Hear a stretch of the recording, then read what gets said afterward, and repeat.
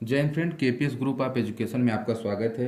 कक्षा 12 समाजशास्त्र का पेपर हम आपको एनालिसिस करने जा रहे हैं। आइए देखते हैं कि किस प्रकार से समाजशास्त्र का पेपर इस बार अब की बार यूपी बोर्ड के एग्जाम में आया था। कक्षा 12 का कोई सवाल है, ये मतलब समाजशास्त्र का पेपर है। पूर्णांक 100 का इसमें है। 340 एफआर कोड के बच्चे ध्यान दें। बाकी पेपर में सबका मिलेगा, आप लोग मिला लेंगे, लेकिन 340 एफआर जिन भाई के पास ये मिलेगा उसमें एक्यूरेट ही मिलेगा। समय 3 घंटे 15 मिनट अलाउड किया गया। 15 मिनट परीक्षार्थियों को पढ़ने के लिए। निर्देश आप पढ़ लीजिएगा, इंस्ट्रक्शन वो इंग्लिश में दिया गया। टर्नओवर, आगे बढ़िए।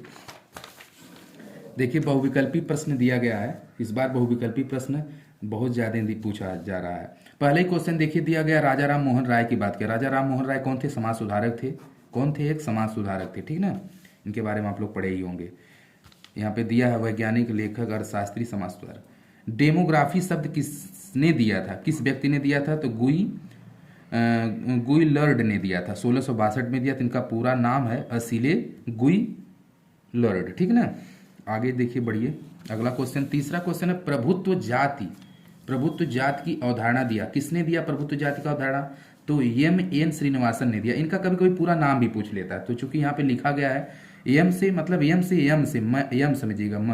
म से क्या? मैसूर है। एन से है, न शब्द बना, नर से नरसिंहा, नरसिंहाचार्य, और श्री से श्रीनिवास अय्यर है, तो एम एन श्रीनिवासन, श्रीनिवास दिया है, तो मैसूर नरसिंहाचार्य श्रीनिवासन इनका पूरा नाम है, ठीक है ना। चिपको आंदोलन देखिए पूछ दिया गया है। चिपको आंदोलन उत्तराखंड से प्रारंभ किया गया था। किसने किया था? किसने? इस आंदोलन का प्रमुख कौन था? एसएससी एमटीएस में पूछा गया था। चिपको आंदोलन का संबंध किस राज्य से? देखिए, इसमें राज्य पूछा था, उसमें ये पूछा था किसने इस आंदोलन में प्रमुख भूमिका निभाई थी। एसएससी एमटीएस में पूछा था क्वेश्चन 2021 वाले में। आगे बढ़िए। पांचवा दिया, सूचना का अधिकार का अधिनियम लागू हुआ था 2005 में। सूचना का अधिकार का नियम 2005 में, ठीक ना। आगे बढ़ा जाए। भारतीय प्रजातंत्र की प्रमुख बाधा क्या है? तो इनमें से सभी है। जातिवाद भी है। भारतीय प्रजातंत्र की बात क्या है? इंडियन, ठीक ना, इंडियन रिलीजन की बात क्या है? Indian democracy, democracy is the. तो क्षेत्रवाद है, संप्रदायवाद है, जातिवाद, सभी है, इनमें से सभी। छठा कड्डी। करा स्वराज मेरा जन्मसिद्ध अधिकार, ये एक नारा है। जी बिल्कुल, यहाँ पे दिया भी है का नारा। भारतीय स्वतंत्रता संघर्ष के दौरान किस राष्ट्रवादी द्वारा दिया गया था? तो बाल गंगाधर तिलक के द्वारा दिया गया था, ठीक ना, ठीक ना। ये तिलक जी है, महाराष्ट्र से बिलोंग करते हैं। आगे, हु वेयर सुद्राज कौन लिखा है? हु वेयर सुद्राज, ठीक ना। तो बी आर अम्बेडकर सर ने लिखा, तो डॉक्टर भीमराव अम्बेडकर जी लिखे हैं हु वेयर सुद्राज। इनकी बहुत सारी बुक और भी बुक है, पढ़ लीजिएगा।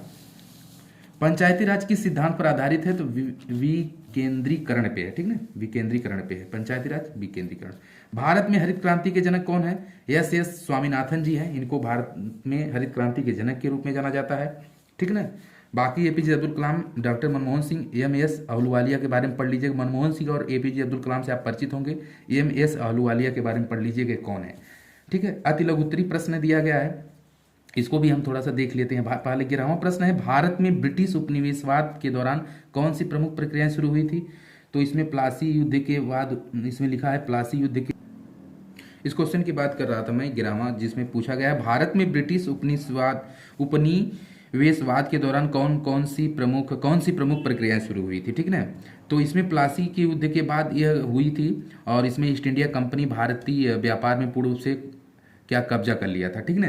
तो भारत में ब्रिटिश उपनिवेशवाद के दौरान कौन सी प्रमुख प्रक्रियाएं शुरू हुई? तो ये दो प्रमुख थी, आप ऐसे लिख सकते हैं। आप क्या लिखे होंगे आप कमेंट करेंगे। फिर 12वां देखिए, जनसांख्यिकी पूछा था। जनसांख्यिकी क्या है? तो मानव जनसंख्या क्या? सांख्यिकी अध्ययन ही जनसांख्यिकी कहलाता, ठीक, लोगों की संख्या। फिर पूछा है व्हाट इज डेमोग्राफी पूछा था, यानी कि 12वां क्वेश्चन ये वाला था, ठीक ना, यही है जनसांख्यिकी क्या है, हो गया। 13वां क्वेश्चन पूछा एकल परिवार क्या है? Nuclear family, what is nuclear family? एकल परिवार क्या है? जिसमें पति पत्नी और उनके 2 बच्चे हैं, वो एकल परिवार है, छोटा परिवार जिसे आप कह सकते हैं। और संयुक्त परिवार क्या होता है? जिसमें दादा, नाना, नानी और तमाम बड़ा, जैसे दादा होते, दादी होते हैं, और चाचा, चाची, भैया और जितने भी लोग होते हैं, ये संयुक्त परिवार होता है, थोड़ा सा बड़ा होता है। एकल है जो एक कर्मणी है, जो इसमें पति पत्नी और उनके 2 बच्चे, ठीक ना। और आगे बढ़ा जाए। ये देखिए 3-3 नंबर का क्वेश्चन है, इंपॉर्टेंट है। आप ज़्यादा शब्द नहीं पूछा गया है, केवल इसका सही तरीके से आप किए होंगे तो 3 नंबर आपको मिलेगा, ठीक है। बाकी बहुविकल्पी तो सब 10 का 10 पूछा था, 10 का 10 में अगर सही रहेगा 10 नंबर आपको मिलेगा ही। इधर हम लोग देखिए लिख भी दिए हैं। वैश्वीकरण शब्द को परिभाषित कीजिए, यह भी आपका कितने नंबर का? 3 नंबर का पूछा था। वैश्वीकरण क्या होता है कि विभिन्न देशों के बीच सांस्कृतिक वार्ता मतलब बातचीत हो सकता है। जैसे इसमें उदाहरण के रूप में व्यापार, उद्योग, धंधे तमाम, ये वैश्वीकरण के अंतर्गत आता है। ठीक है। फिर 15वां क्वेश्चन दिया, क्षेत्रवाद से क्या आशय है। क्षेत्रवाद से क्या आशय है, तो ये एक राजनीतिक विचारधारा है। ये राजनीतिक क्या है, विचारधारा है जो क्षेत्रों के कारणों को आगे बढ़ाने का कार्य करती है। ठीक है ना। क्षेत्रवाद से क्या आशय है कि यह एक राजनीतिक विचारधारा होती है जो क्षेत्रों के कारणों को आगे बढ़ाने का कार्य करती है। ठीक है ना। अगला 16वां क्वेश्चन है, भारत को बहुधार्मिक देश क्यों कहा जाता है। बहुधार्मिक मतलब अनेक धर्मों से रिलेटेड, बहुधार्मिक देश क्यों कहा जाता है। तो भारत में आप देख पा रहे होंगे कि भारत में सभी धर्मों को समान मतलब मान्यता प्राप्त है। भारत में चाहे हिंदू हो, मुसलमान हो, सिख हो, ईसाई हो, जैन हो, मराठा हो, कोई भी, हर धर्म के लोग अपने धर्मों की, कोई जैसे मस्जिद बना के रखे, मंदिर है, गुरुद्वारा है, चर्च है ना, तो सभी धर्मों के अपने अवलंबी हैं लोग, मतलब मान्यता प्राप्त है। कोई किसी धर्म का मतलब विरोध नहीं कर सकता है। ठीक ना। इसलिए भारत को धार्मिक देश भी कहा जाता है। यहाँ पे दिया भी गया लाइन में, भारत को बहुधार्मिक देश क्यों कहा जाता है, क्योंकि भारत में सभी धर्मों को समान मतलब मान्यता प्राप्त, सभी धर्मों के लोग समान तरीके से रह सकते हैं, अपना जो है मतलब गान कर सकते हैं, अपना उपदेश दे सकते हैं, है ना, अपना उपदेश कुछ भी है अपना कर सकते हैं। ठीक ना। तो ये आप कर सकते थे, इजी क्वेश्चन था। 17वां क्वेश्चन पूछा गया कि सामाजिक बहिष्करण को परिभाषित करना, कि सामाजिक बहिष्करण क्या है। तो ऐसी स्थिति का वर्णन ये है जिसमें व्यक्ति जो है आर्थिक, राजनीतिक, सामाजिक पूर्ण रूप से भाग लेने में असमर्थ हो, उसे हम लोग क्या कहते हैं, सामाजिक बहिष्करण करते हैं, मतलब समाज से निकाल दिया गया हो। ठीक ना। 18वां क्वेश्चन देखा जाए करा कि सांस्कृतिक समुदाय को परिभाषित करना था। सांस्कृतिक समुदाय से क्या तात्पर्य है, ऐसा भी प्रश्न में पूछ सकता था। चूंकि यहाँ परिभाषित करने को कह रहा है, तो सांस्कृतिक चिन्हों में जैसे हम लोग बोलते हैं ना, भाषा है, धर्म है, पंथ है, जाति है, प्रजाति है, निरपेक्ष है, तो ये सारी चीज़ें क्या आती हैं, सांस्कृतिक समुदाय के अंतर्गत आती हैं। ठीक है ना।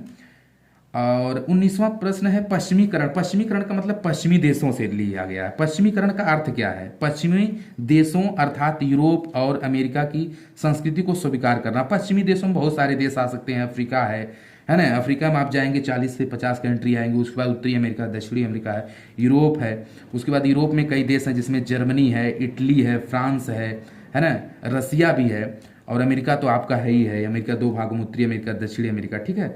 तो पश्चिमीकरण जो सभ्यता हम ला रहे हैं अपने यहाँ, वही है पश्चिमी देशों के अर्थात यूरोप और अमेरिका की संस्कृति को स्वीकार करना। वहाँ की संस्कृति अभी आप देख पा रहे होंगे कि पश्चिमी सभ्यता का हम लोग हर चीज़, पहनावा भी, वहाँ का रहन सहन, वेशभूषा, अभी देखा आप, उसमें सबसे ज़्यादा देखिए बड़ी क्या है, पहनावा बड़ा है, और वहाँ की भाषा। जैसे इंग्लिश पश्चिमी देशों की है, जिसमें इंग्लैंड की भाषा है, इंग्लैंड की जननी है ये भाषा। तो आप देख पा रहे हैं इंग्लिश हमारे कंट्री में, यानी हिंदुस्तान, भारत देश में बहुत ज़्यादा, बहुतायत मात्रा में बोली जाती है। वहाँ का वेशभूषा भी हम लोग अपना रहे हैं, जैसे कपड़े, है ना, तो कई प्रकार। तो वही पश्चिमीकरण का अर्थ यहाँ पे पूछा। तो चूंकि हमने यहाँ पे छोटे में लिखा है, आप इतना लिखेंगे तो 3 नंबर एग्जामिनर भाई आपको दे देंगे, इसमें सोचने वाली बात नहीं। 20वां क्वेश्चन जो इंपॉर्टेंट है, इसे भी हम समझा दे रहे हैं आपको। कह रहा है कि उद्योगपति, उद्योगपति किसे कहते हैं, जो उद्योग धंधा से रिलेटेड है, जिनके पास बड़ी बड़ी कंपनियां, फैक्ट्रियां होती हैं, द्वारा बनाए गए किन्हीं 3 संघों के नाम बताना था। ठीक ना। तो ये आप कर सकते हैं। किसी एक उद्योगपति को आप जानते हैं, जैसे टाटा है, बिरला है ना, मुकेश अंबानी है, धीरू भाई अंबानी, ये सब क्या है, उद्योगपति हैं। इनकी बड़ी बड़ी कंपनियां लगी हैं, जैसे जियो की है ना, बहुत सारी, जैसे टाटा ने बहुत सारी प्रोडक्ट, मतलब बहुत सारी लगा के रखे हैं, कि नहीं। तो आप लिख सकते हैं थोड़ा बना करके, अगर पढ़े रहेंगे तो 3 नंबर आपको मिल जाएगा। या तो उद्योगपतियों के बारे में थोड़ा बहुत लिख देंगे तब भी, है ना, उद्योगपति का अर्थ अगर समझ रहे हैं तब भी आप लिख सकते हैं, कोई बहुत बड़ी बात नहीं है। फिर 21वां प्रश्न, सर्वेक्षण प्रणाली को स्पष्ट करना था, 6 नंबर का, इसमें लिखना था आपको। ये लिख के बताते हैं, चूंकि यहाँ पे जगह नहीं था, ये इतना डिफाइन कोई करता नहीं है, चूंकि इसमें हम आपको एक्सप्लेन कर दे रहे हैं ना। नारी आंदोलन से समाज पर क्या प्रभाव पड़े, स्पष्ट करना था। नारी आंदोलन, नारी का मतलब समझते हैं, नारी किसी स्त्री को कहा जाता है। नारी आंदोलन से समाज पर क्या प्रभाव पड़ा, समाज पे भाई निम्नलिखित प्रभाव पड़ा। जैसे नारी को जब पढ़ने का मौका मिला है तो हम लोगों से आगे बढ़े हैं, पुरुषों के मुकाबले नारी आगे बढ़े हैं, बहुत सारे प्रभाव पड़े हैं। नारियों को शिक्षित होने से समाज सुधरा है, बहुत सारे आप लिख सकते हैं, बना कर भी लिख सकते हैं, क्योंकि एग्जामिनर आपको नंबर देगा। ठीक है, आगे बढ़िए सर। फिर देखिए जाति व्यवस्था के महत्वपूर्ण लक्षणों को बताना था। जाति व्यवस्था, वर्ण व्यवस्था, ये सारी चीज़ देखिए पूछा जाता है समाजशास्त्र में, ठीक ना। तो ये पूछा गया, जाति व्यवस्था के महत्वपूर्ण लक्षणों को आप लिख सकते थे। 6 नंबर आपके लिए यहाँ पे। उदारीकरण की नींद से क्या तात्पर्य, थोड़ा सा प्रश्न है, लेकिन अगर आप उदारीकरण पढ़े रहे होंगे तो आप जरूर लिख पाएंगे। तात्पर्य का मतलब क्या है, 6 नंबर। फिर देखिए जनसंपर्क माध्यम हमारे प्रतिदिन के जीवन का अभिन्न अंग स्पष्ट करना था। धर्मनिरपेक्षता की अवधारणा की विवेचना करना था, आप कर सकते थे, बहुत बड़ी बात नहीं है। विस्तृत प्रश्न देखिए 8 नंबर का है, ये अथवा अथवा करके आपसे पूछा गया है। इसमें से 1 नंबर लिखेंगे तो 6 नंबर तो आपको मिलेगा, लेकिन ध्यान रहे 1.5 से 2 पन्ना आप लिखेंगे कम से कम। ये नहीं कि 50 पन्ने में आप लिख देंगे तो आपको नंबर मिल जाएगा, ऐसा कुछ भी नहीं। तो 27वां प्रश्न, दिव्यांगों की प्रमुख समस्याओं का वर्णन कीजिए, ठीक ना, अथवा जनजाति समस्याओं के निराकरण के लिए क्या प्रयास किए गए हैं, आप इनके बारे में लिख सकते हैं, या दिव्यांगों के बारे में लिख सकते हैं, ठीक ना। फिर या इसे आप लिखें अथवा करके नीचे भी आप देख सकते हैं, ठीक ना, इन दोनों का यही है, ठीक है, अथवा करके यहाँ पे दिया है, या तो आप जनजाति लिखें या तो दिव्यांग लिखें, इसी प्रश्न का, ठीक है। फिर 27वां प्रश्न, ये देखिए इंग्लिश में दिया था, हिंदी में दिया था, 27वें में 2 दिया है, पहला ये दूसरा ये आप 28वें का इधर देखिए, 28वां प्रश्न यहाँ पे। 28वां प्रश्न क्या कर रहा है कि भारतीय ग्रामों पर हरित क्रांति के प्रभाव की विवेचना करना था। हरित क्रांति अभी हम लोग वहां पे पढ़े हैं, पीछे मिला था हरित क्रांति से, आप लोग देखे होंगे कि बहुविकल्पी में पूछा गया था, ठीक है ना, हरित क्रांति के जनक पूछा गया, तो उनके बारे में आप लिख ही सकते हैं। दहेज प्रथा एक अभिशाप है, व्याख्या की। सबसे आसान तो मुझे ये लग रहा है दहेज प्रथा, आप सभी लोग गांव से हैं, बिलोंग करते हैं, गांव में शादी विवाह देखते हैं, दहेज प्रथा के बारे में बहुत सारी शादियां टूट जाती हैं, है ना। तो दहेज प्रथा के बारे में आप सोच के भी लिख सकते थे। 8 नंबर यहाँ से आपको पूर्ण नहीं, 8 तो 7 या 6 नंबर एग्जामिनर आपको दे सकता है। दहेज प्रथा हेडिंग डाल के आप लिख सकते हैं नीचे, ठीक है। चलिए आगे बढ़ा जाए। आगे 28वां प्रश्न हो गया था। फिर भारत में हुए भूमि सुधार के बारे में आप लिख सकते हैं, कोई बहुत बड़ी बात नहीं थी। भारतीय लोकतंत्र में दबाव समूहों की भूमिका का मूल्यांकन, ये थोड़ा सा आप लोगों के लिए जटिल प्रश्न हो सकता था, लेकिन भूमि सुधारों के बारे में लिख सकते थे ना, महत्व चर्चा करना था, पेड़ वगैरह लगा करके बना के लिखा जा सकता था। तो पेपर ओवरऑल बहुत ही ईजी था। बात थोड़ा सा मैं इधर लाके आप दिखा सकता हूँ। समाजशास्त्र का ये पेपर था, बहुविकल्पी सर आपसे प्रश्न पूछा गया था। बहुविकल्पी में 2-4 प्रश्न है जो थोड़े से मुझे लगे कि यहाँ पे पढ़ने की जरूरत थी। बाकी आई होप को आपको समझ में आया होगा समाजशास्त्र का पेपर, और ज़्यादा से ज़्यादा इस वीडियो को शेयर करिए। आप लोग पूरा फुल वॉच करिएगा। देखिए हमने सबसे अलग बताने की कोशिश किया है। अगर आपको लगेगा कि हाँ सर आपने कुछ अलग बताया है तो आप जरूर से लाइक करिएगा, कमेंट करिएगा, और आपके कमेंट का मैं जवाब देता हूं, इसमें जवाब दिया जाता है। और नए चैनल पे नए हैं तो चैनल को सब्सक्राइब कर लीजिए, केपीएस ग्रुप ऑफ एजुकेशन का। आई होप आपको अच्छा लगा होगा। मिलते हैं नेक्स्ट वीडियो में किसी अन्य पेपर के साथ में, तब तक आप अपना ख्याल रखिए। जय हिंद।